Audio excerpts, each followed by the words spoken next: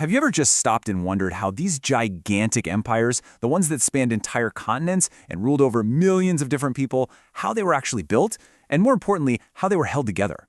Well, between about 1450 and 1750, a few incredibly powerful land-based empires really seem to have cracked the code.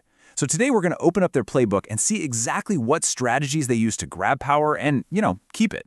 This quote from the Chinese Emperor Conlong, it gets right to the heart of it, doesn't it? At its absolute core, building an empire was all about projecting power. But here's the thing, raw force was just the starting point. The real trick, the real challenge, was convincing millions of people, your own subjects and your enemies, that your rule was absolute and it was here to stay. So that brings us to the big question we're tackling today. How exactly did they do it? How did these empires manage to cement their influence so deeply?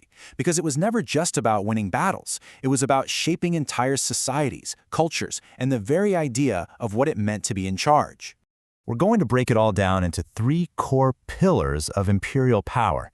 First up, we'll look at the military machine that made everything else possible. Then we'll dive into the administrative systems that actually kept the empire running day to day. And finally, we'll explore the constant quest for legitimacy, that special sauce that made it all last.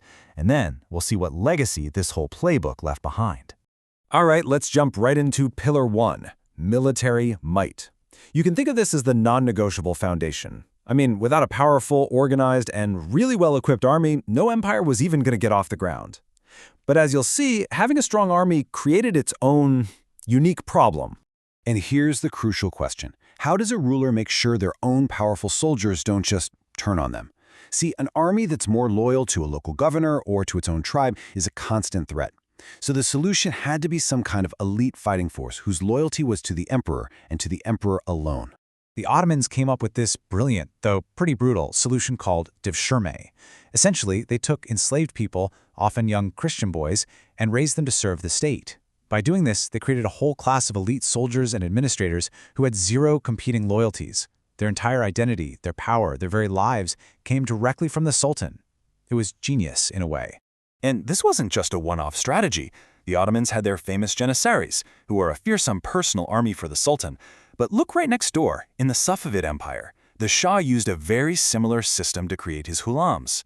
Both of these empires basically weaponized the same idea. Use minority groups to build an elite force that could keep ambitious governors and rival clans in check. Of course, these powerful armies weren't just for keeping internal order. Empires were in constant competition with each other.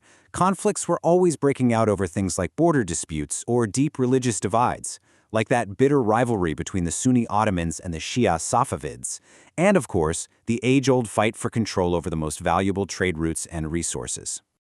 Okay, so you've conquered a huge territory with your amazing army. Now what? This brings us to Pillar 2, centralized bureaucracy.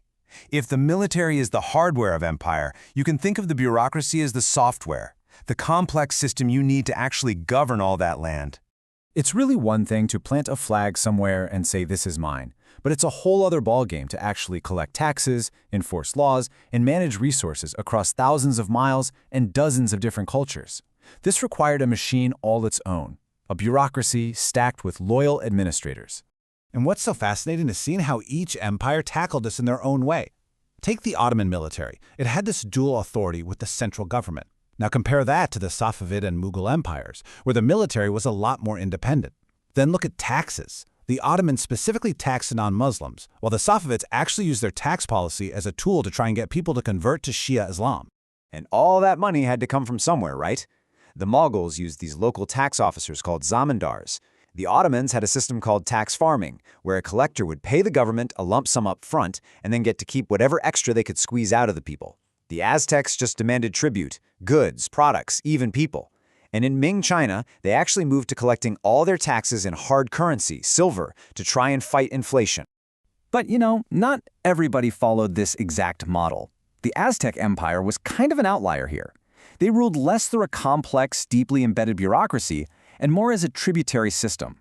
Control was maintained mostly through sheer force and intimidation, demanding payments from all the territories they conquered. So, you've got your army, and you've got your bureaucracy. But believe it or not, that's still not enough. Let's move to our final pillar, Pillar 3, striving for legitimacy. This is all about making people believe that you have the right to rule them. This is the fine art of winning hearts and minds. The biggest problem was always diversity. I mean, how do you create a unified state out of dozens of different ethnic groups, religions, and local traditions? You can't just force everyone to be loyal. It doesn't work long term. You have to earn it, or at least project an image of power so immense that it seems like it came from the heavens themselves. And rulers had a whole toolbox for building this legitimacy. It really centered on three key things: religion, art, and monumental architecture. You could claim a divine right to rule, like European monarchs did. You could sponsor absolutely incredible works of art that showed you as powerful and wise, or you could just build something so massive and awe-inspiring that it left no doubt in anyone's mind about your greatness. And that is exactly what projects like the Taj Mahal in Mughal India or the Palace of Versailles in France were all about. These weren't just pretty buildings. They were political statements cast in stone and gold. They were designed to completely overwhelm anyone who saw them, subjects and foreign ambassadors alike, with an undeniable display of unbelievable wealth and power. And linking your power directly to the heavens? Well, that was the ultimate move. Islamic rulers often used the title caliph, which positioned them as the rightful successor to the Prophet Muhammad. Meanwhile, European kings claimed a divine right, arguing that their authority came straight from God. So to question the king was to literally question God himself. So after looking at all these different methods, what's the big takeaway here? Let's zoom out and think about the real, lasting legacy of this imperial playbook. You know, when you boil it all down, it really comes back to a three-part formula: a powerful, loyal military to conquer and control, an efficient, centralized bureaucracy to administer and tax, and a compelling story of legitimacy told through religion, art, and architecture to make people not just obey but accept your rule. This was the playbook, and it worked everywhere, from China to Europe to the Americas. And that really leaves us with one final, and I think fascinating question.